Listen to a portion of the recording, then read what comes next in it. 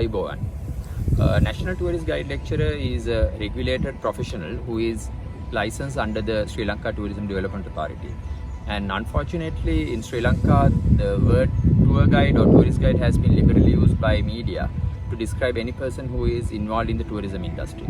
So I hope that the media will act more responsibly in using that term rather than quite liberally.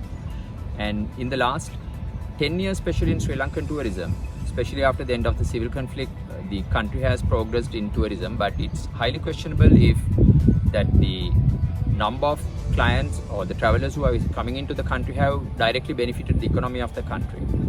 Because unfortunately what has happened is it's mostly the low end of the travelers who have visited Sri Lanka, as well as that some of the travel companies who are involved in the industry are being undercutting and underselling the destination, resulting in zero cost tourism to the island and benefiting very little to the local economy. So I really believe that the regulatory body of Sri Lanka tourism has a responsibility and a commitment to regulate this industry.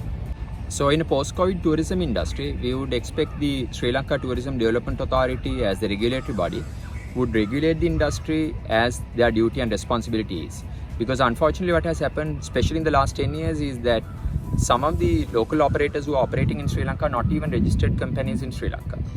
And the foreign exchange which has been coming into the country has not remained in the country, and the country has gained very little because these outside companies or individuals, they are not paying any taxes, the relevant taxes such as the local companies do. So we would really urge the local regulatory body to look into this fact, and that all these tourism related service and product suppliers are regulated under the government. The government has outlined a tourism strategy where a $10 billion target has been outlined instead of tourist arrival target, which is highly commendable because Sri Lanka as a destination has been overutilized in the last 10 years especially, where even though the arrival numbers are over 2 million, the country has benefited little. So we are glad at least now that the regulatory body has addressed this issue and gone for a more realistic target where the visitors to Sri Lanka are provided with a knowledgeable and informative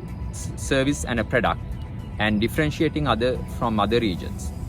And as National Tourist Guide lecturers, we are prepared to offer our knowledge and skills for a clientele who are looking for a different experience, and we really hope that the Tourism Development Authority will look into new avenues and new product developments and new areas for the development of tourism benefiting the local community in an ethically sustainable way.